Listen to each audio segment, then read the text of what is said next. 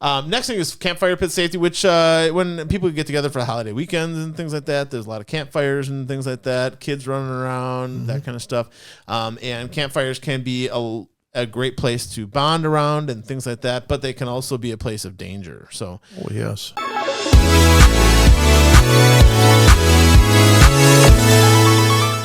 What are some things we need to do around campfires with respect to kids and family and that kind of stuff? Keep a safe distance around. Hopefully you're going to be working out of a fire pit.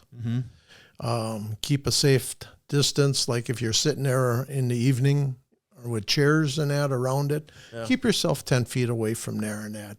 You get little embers floating off and that, they can land on you and that when you're not thinking about it. Yeah, and they make some of those fire pits that have the grates around them to help keep some of those embers in, which isn't a bad thing.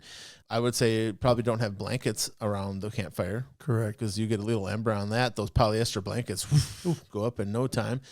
Also when it comes to the fire safety, you want to make sure you're managing the children. Fire can be intriguing to young people, and the last thing you want to do is keep them away. Now I got two sons, love them both, but they're both little pyros, and they would splash some lighter fluid on there, do whatever the bigger the fire the better in their mind, but that can be very dangerous. So you got to make sure you're managing them and making sure that they're being safe. When I was a kid, Johnny, my brother, he took a bowl of it was like that red fuel that you use for your stoves. It wasn't kerosene. What was it? Camp fuel?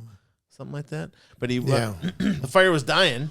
Coleman fuel. Yeah. He took a little bit of that, splashed it on the fire, and I was standing on the other side, splashed onto me or whatever, and burned the back of my legs. I mean, I still remember that, but we were real little back then. And Mom and Dad were busy. Dad was whittling some tinder or whatever, but we always went camping and stuff, so we were around that kind of stuff a lot. But you want to make sure to manage your kids, make sure they're being safe. If you're going to cook over the fire, make sure you have the right utensils and equipment.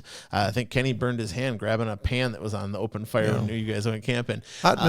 And making sure that you have extendable equipment and things like that, so you can keep a safe distance. You don't have to reach into the fire to grab things. Also, having fire tongs for moving logs around, grabbing the logs and stuff, not a good idea. So you want to avoid that. And we always want to make sure we prevent today with this all the smoke and stuff going on from the wildfires. It's bad today. Yeah, bad today. We got to make sure we're preventing wildfires, folks. And as far as the wildfire prevention, little campfire safety promo here from the state of Wisconsin, I believe it was. But when you're putting your campfire out, make sure you put it out completely. First, you pour water on it, then you stir it around, make sure there's no glowing embers, and then you're going to feel if there's any heat there at all. And that makes sure that fire is out completely before you go and go off to the fireworks for the night or do whatever. Just remember, that fire is down underneath too, and that. So make sure you give it plenty of water. And also too, when you're having these campfires and that, winds over 10, 12 miles an hour, it's not so good to have a fire, especially if you're out in a wooded area and that. That's how these campfires, these forest fires start. Yeah. There was one, where was that one? Was it Menominee Falls last year? There was a big wildfire that that was along the railroad tracks, or was that 2 years ago? It might have been 2 years ago. Maybe it was last year. That was a pretty big wildfire, though, too. And luckily, it got under control pretty quickly because so many people came to help. But. Correct. When the winds start picking up and you get all that heat, and then you get the wind, and then the fire is pulling in the oxygen. Yeah. Goes crazy quick. To help feed the fire and that, and then it starts swirling. If you ever heard of fire tornadoes, fire is just spinning around. The wind is just spinning around with the fire in that, and then it's projecting it out even further. Yeah, and the heat in the air, whatever, is making things move too.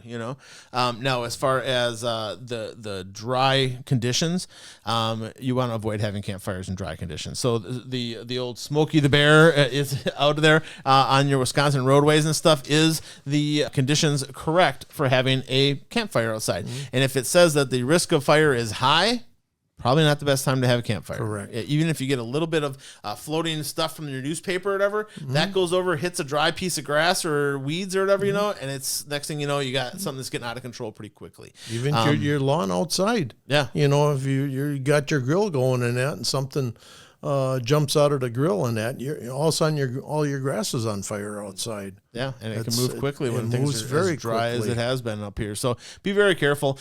Usually with a fire safety level of intermediate or low is usually acceptable to have a contained fire, but you still got to keep an eye on it. Even if the fire safety risk is low, according to Smokey the Bear, as you're driving down the highway, you still need to watch the fire, make sure that you keep it under control, have water readily available to put out any embers that might get out of the fire pit, but make sure you're being safe, okay? As far as starting your fire, a lot of people, they use newspaper and things like that. I wouldn't recommend that. The newspaper, when it starts to ember, it goes up and it floats around and stuff like that. Yeah.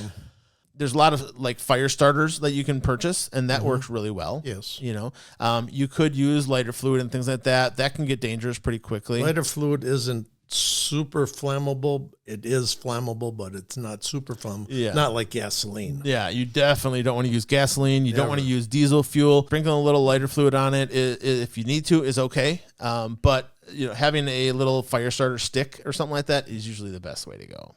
So. And if you're cooking over the fire and that, and you're using lighter fluid or any other chemical in that to start, that's going to get into your food, and then your food tastes like it too. Yeah. Yeah, that's why some people don't even care for cooking with propane, because some people can taste that propane. Really? Yeah, I've never noticed it. We had a couple guys talking about that. Charcoal grill does taste better. Oh yes, it does. Much for better. Sure. Yeah.